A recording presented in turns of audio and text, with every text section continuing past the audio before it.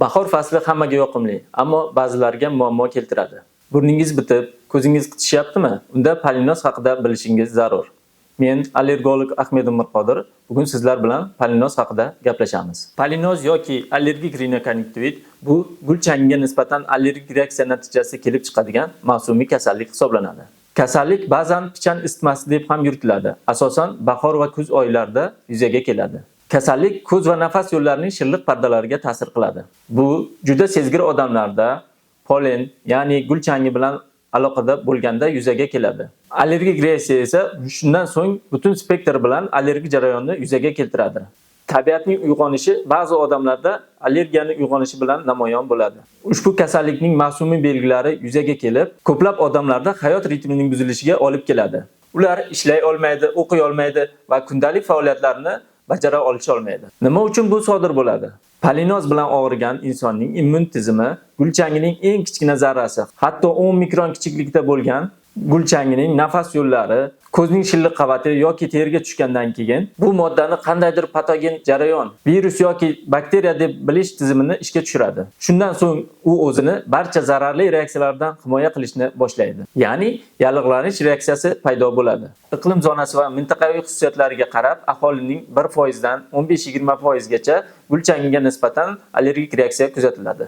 Tabiiyki, shimolda odamlarda kamroq, janubda esa tez-tez polinozga chalinish kuzatiladi. Polinozning kuchayish davri ma'lum o'simliklarning gullash davriga bog'liq. Qayin, eman, donli o'simliklar, shuvoq va boshqa o'simliklar gullash natijasida polinoz kelib chiqadi. Polinoz rivojlanishida irsiy moyillar muhim rol o'ynaydi. Klinik jihatdan isbotlanganki, agar bolaning ota-onasi ham allergik reaksiyaga moyil bo'lsa, u holda bolada allergiya uchrash ehtimoli 80% gacha. Agar ota-onaning birida bo'lsa esa, allergik reaksiya 25-40% gacha uchraydi. Ota-onada bunday allergik reaksiya bo'lmagan holda farzandlarda uchrash xavfi esa atigi 10% ni tashkil etadi. Polinoz belgilari va namoyon bo'lishi.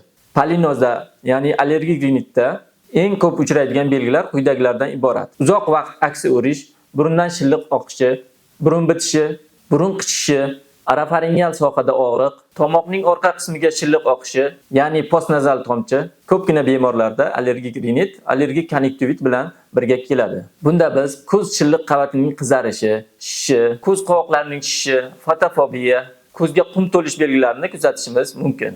Polinozning yana bir ko'rinishi polen bronxial astmasi hisoblanadi. Bunda biz nafas yo'llarida yo'tal, nafas olishning qiyinlashuvi, ko'krak qafasida g'ijillash va hushtaksimon xirillash, bo'g'ilish belgilari kuzatiladi. Polinozda biroz kamroq qichishish belgilari, terida qizarish, atopik dermatit ko'rinishida namoyon bo'lishi mumkin. Polinozni tashxislash eng avvalo quyidagi kasalliklarni istisno qilish kerak bo'ladi. Bular o'tkir respirator kasalliklar, bronxit va traxeitlar. Shuni esda tutish kerakki, faqat tajribali allergolog, immunolog to'g'ri tashxis qo'yishi va to'g'ri davo muolajalarini buyurishi mumkin. Bunda birinchi bo'lib allergik anamnez yig'ish muhim hisoblanadi. Keyin esa fizik tekshiruvlar, ya'ni to'g'ridan to'g'ri klinik belgilar. Eng asosiy esa laborator tekshiruvlardan keyin aniq bo'ladi. Laborator tekshiruvlarga quyidagilar kiradi. Bular teri testi, ya'ni prik test hisoblanadi. Bundan tashqari immunoglobulin E tahlili. Hozirgi kunda eng zamonaviy usullardan biri bu molekulyar diagnostika usuli hisoblanadi. Polinozni oldini olish, allergen bilan aloqani kamaytirish, shaxsiy gigiyenaga e'tibor berish, ko'zoynak va maskalardan foydalanish, uyni namlantiruvchi va havo filtrlovchilar bilan tozalash, ovqatlanishga e'tibor berish, allergenga boy bo'lgan mahsulotlarni iste'mol qilmaslik, immunitetni oshirish uchun vitaminga boy bo'lgan mahsulotlarni iste'mol qilish. Dori vositalarini shifokor tavsiyasiga ko'ra qabul qilish.